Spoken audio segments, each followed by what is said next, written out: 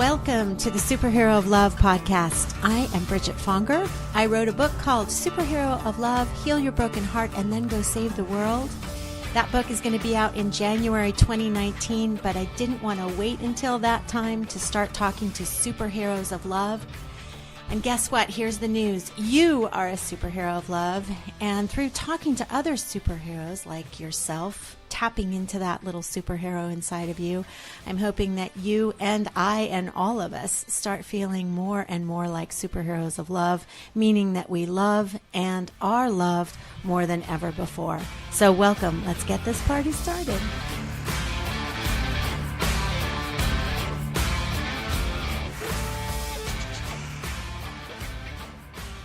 Welcome, superheroes.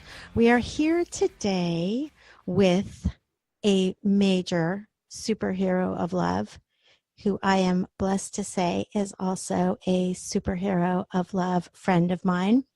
She is part of my Love League. If you've read my book, you know about my Love League, which is the people that I surround myself that help me take care of my heart, tell me the truth when I need to hear the truth, and buoy me up when I need buoying, and so much more. Jan definitely takes care of my heart. Jan is here. Well, thank you, Bridget. That's mutual. So That's sweet. Mutual. So beautiful. So I invited Jan on today because this month is National Sarcoidosis Month. This is April of 2019. And Jan did a very beautiful talk about her sarcoidosis miracle, and we are having this preliminary conversation to ease us into the recording of the Love Forward talk that she did for the event that I produced in November of 2018 called Love Forward Talks. And Jan did one of the Love Forward talks on her sarcoidosis miracle. I haven't mentioned the Love Forward talks in this podcast yet, or if I've mentioned it, I've only mentioned it very briefly. But Love Forward Talks is really an extension of my book. It's a place where we did in November and we will do again this year. And then hopefully there'll be many more in the future also. Gather people together to tell stories of people who have helped them transform their hearts, helped them to love or be loved even more. And while Jan had an extraordinary physical miracle with sarcoidosis at the blessings of Master John Douglas, who Jan and I both study with, she also had a heart-opening experience, which she talks about in her talk as well. So I'm so excited to share that talk with you. You can also see that talk on YouTube. You can just Google YouTube Jan Casebolt, and you will see actually more than one thing, or you can go to the Love Forward Talks YouTube channel and find it there. But today, what I wanted to do is ask you, Jan, to tell us more about sarcoidosis, because I know that many of the first responders at the 9/11 tragedy at the towers have been diagnosed or have died from complications of sarcoidosis, and that it is more prevalent even beyond the 9/11 tragedy in the United States and beyond. So I wanted to bring some awareness to people, because I think you and I both know several people each. You know many more people. I know several people who have been previously diagnosed with cancer or other things, and they had sarcoidosis. So I'm going to let you now tell us about sarcoidosis, please. Well, thank you so much, Bridget. And first of all, I'd just like to backtrack slightly and say it was such an honor to be a part of the first Love Forward talk.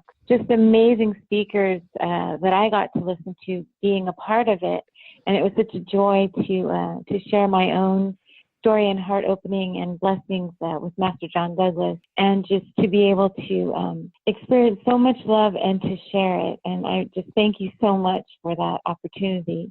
And I look forward to more Love Forward talks. It was so fabulous and such an honor and joy. Thank you. Yeah, it was so great. It was really fascinating and especially an honor to share about sarcoidosis and being relieved of sarcoidosis because currently the modern medical field says it's incurable, and then they have not officially diagnosed the two bacteria that cause sarcoidosis that hide in your bloodstream and in your white blood cells and bone marrow. So I'm very fortunate to actually still be alive and to have had a cure of a, quote, incurable disease. Sarcoidosis, yes, it is much more widely affecting people than they currently diagnose. And I learned that through my doctor, Arnold Ostro, who's since retired. But I was so fortunate to have had him as my physician at the time I was diagnosed. He had done his residency in New York on sarcoidosis and had literally worked with thousands of people who were suffering. So he knew to diagnose me, or he knew what to look for, and he diagnosed me within 2 months, and it can take years to get a proper diagnosis. Basically, sarcoidosis, two bacteria cause your white blood cells to explode because they're inside your blood cells. Wow. When they explode, the healthy white blood cells surround those, the shrapnel, the parts that had exploded, and cause these tiny granulomas.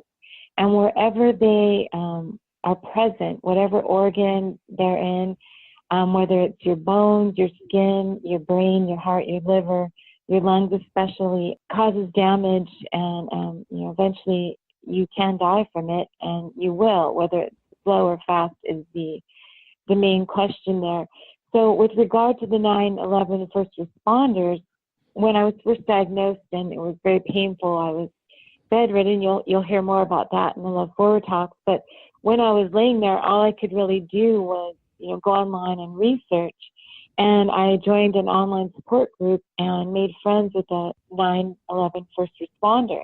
And he was dying from lung complications from the disease.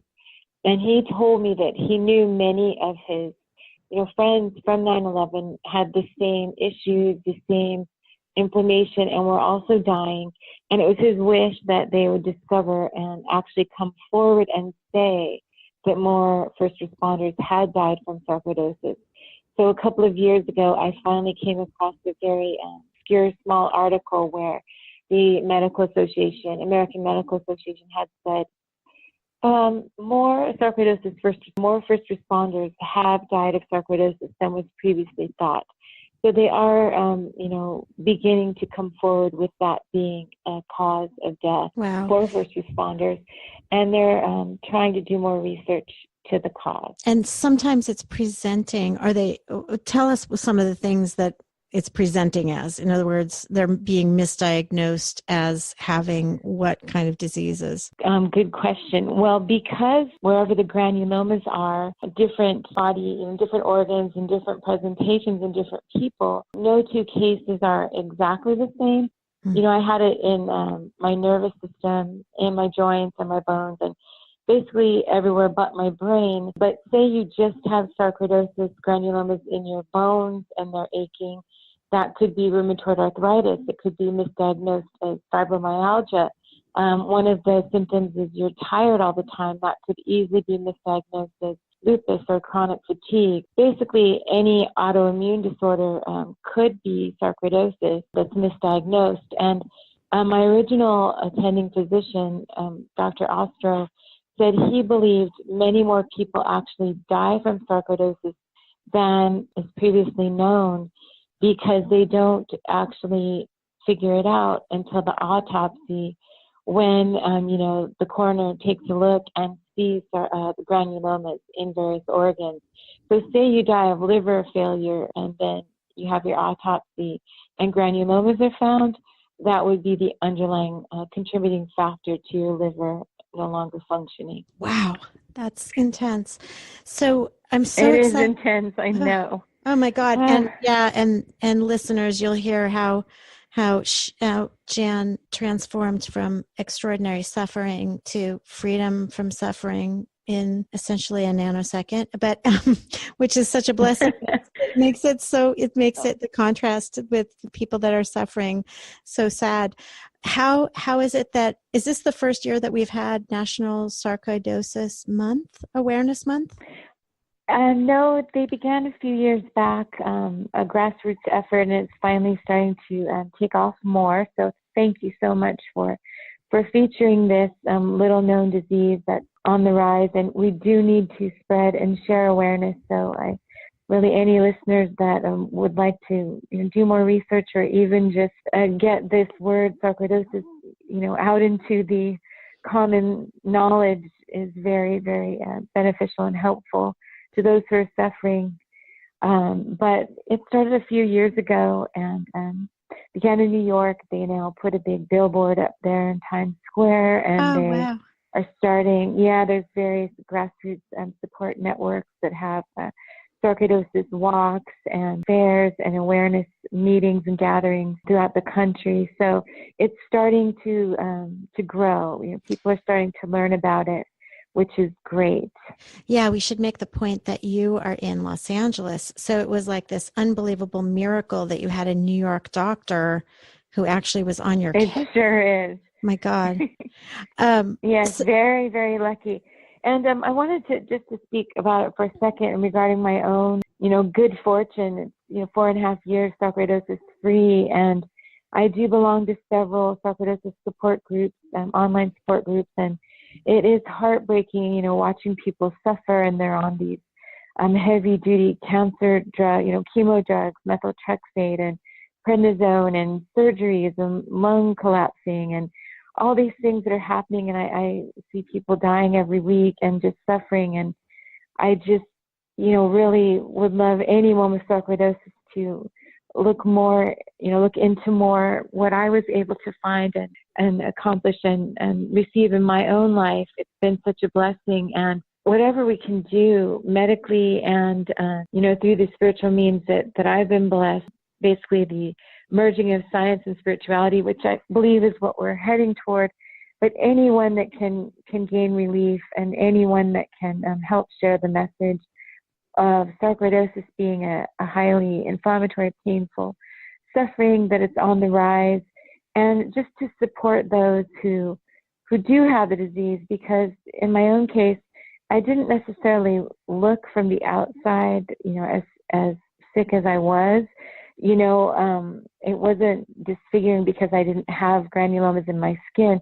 It can be, but to look at me, I was just basically laying around in agony, but I looked okay.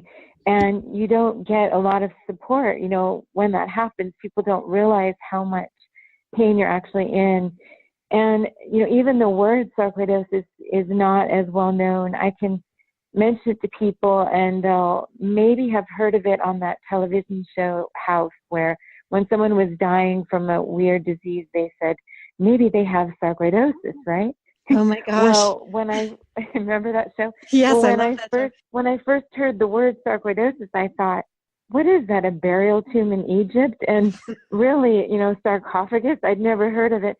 And it was like a burial tomb. It was just being, encapsulated in pain every day. And I had no idea. It just came out of nowhere. So to spread awareness during the month of April, I'm really grateful. It's a mission that I have this month. I just want to get more awareness for those suffering, and to let them know there is hope. Anyone that's willing can go to masterangels.org/research and read my case study. I'm case study number 1. It's a peer-reviewed medical study that's there on that website, and some great information there for those who are suffering and their families and friends, and just in general about sarcoidosis itself. You have your Facebook page, so if anybody's on Facebook, they can look for My Sarcoidosis Miracle, right? Yes, that is correct. And they can message you there. Is there anywhere else? I do have an email specifically just to answer any questions, and I'm always happy to do it. I did a lot of research on my own and basically didn't have much else to do when I was laying around for 2.5 years. So have a wealth of knowledge I'm happy to share, and it's just my sarcoidosis miracle at gmail.com. Perfect.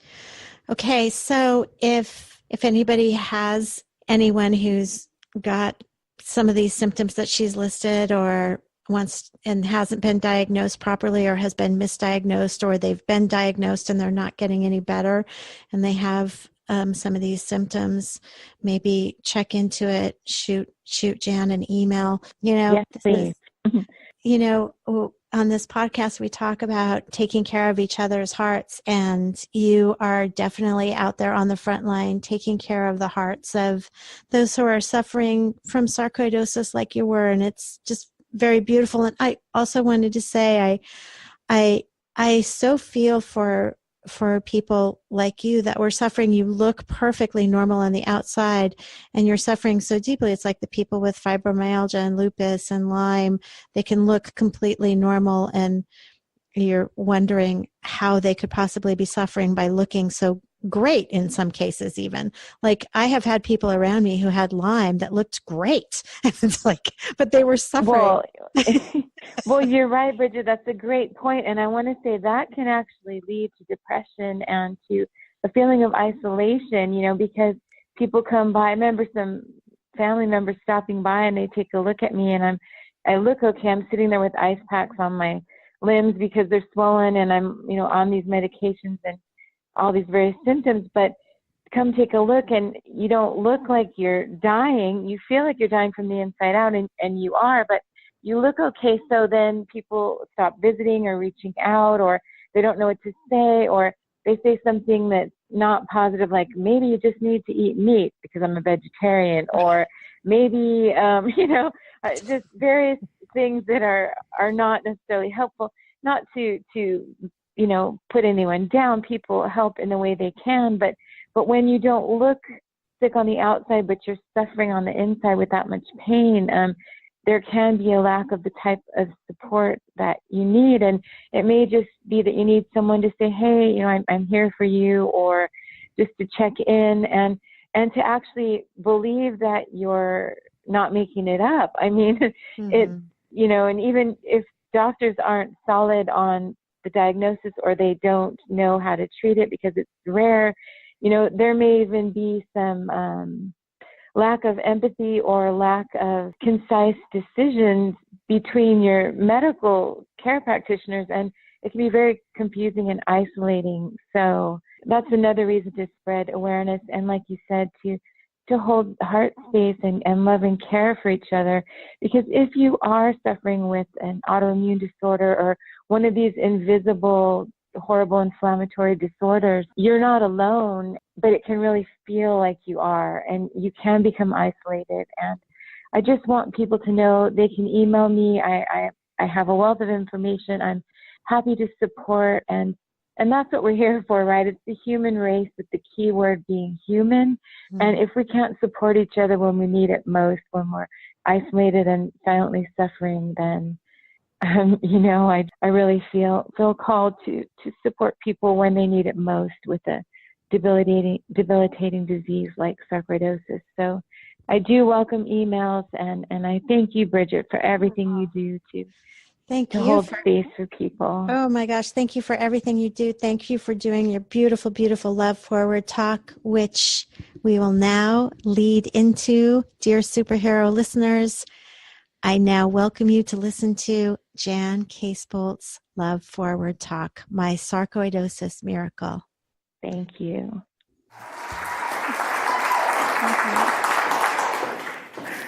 In 2012, I was the picture of health. I could hike 11 miles with the world on my back. I could complete work projects. I could take care of everything and anyone with style, until suddenly I couldn't. I just hiked to the top of Catalina in 100-degree weather, went home, and noticed my left ankle started to swell. I didn't remember twisting it or hurting it, so I thought it was a little strange. Put some ice on it, kept limping along, kept going.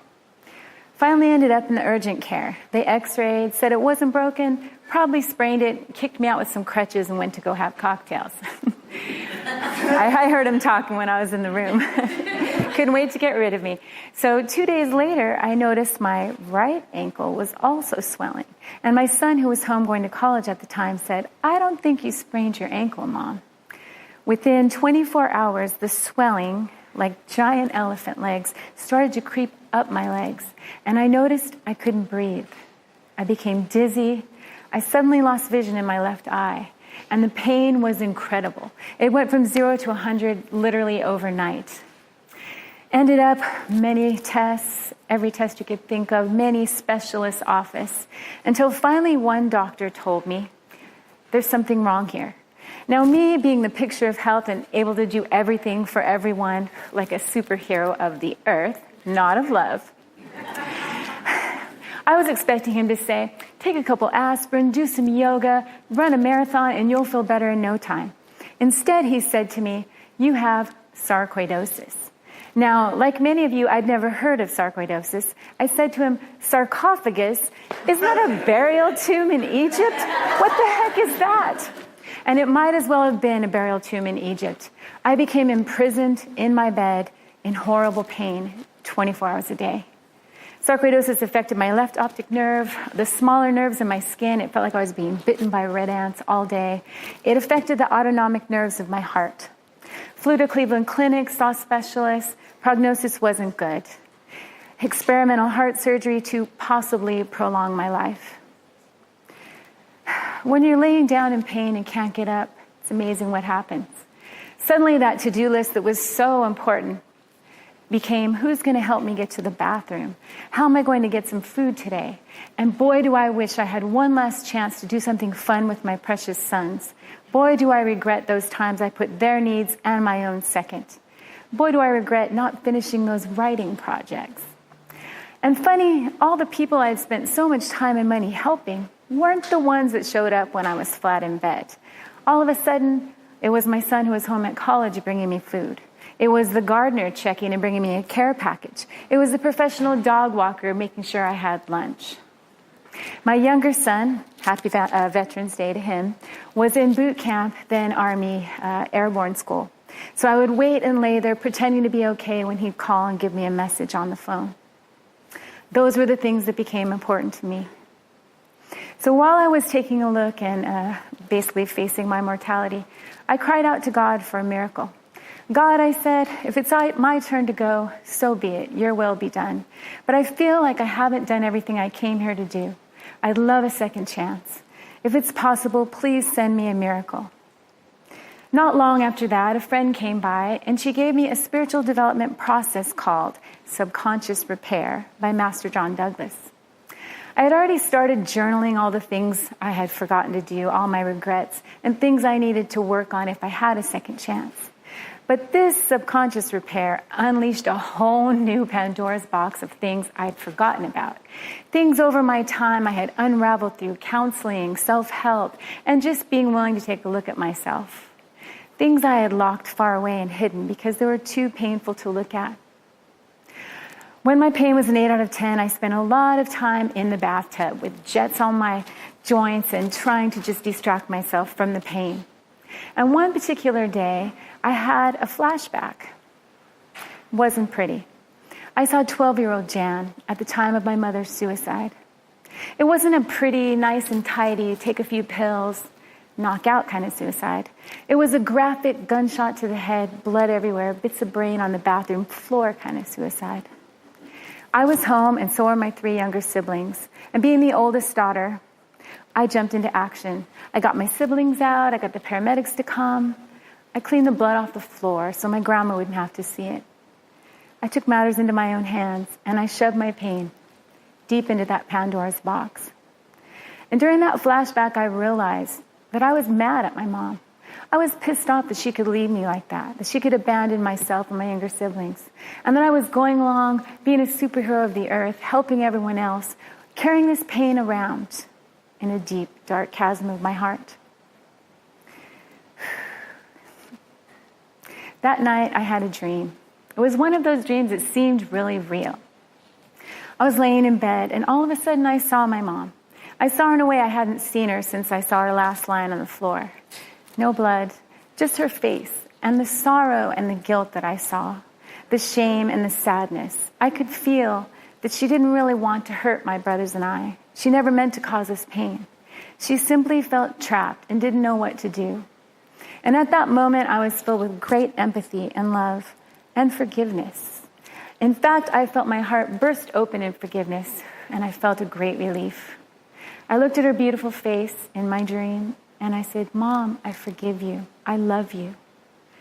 And at that moment, I sat up, and tears were streaming down my face.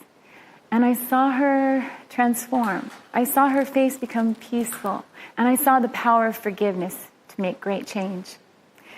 I saw her drift away into a great, brilliant white light. And depending on what you believe, life after death, whatever you may believe, she disappeared into a brilliant white light, and I felt free for the first time since I was 12 years old. I woke up, and I was actually sitting in bed with real tears streaming down my face. As nature would have it, something special happened.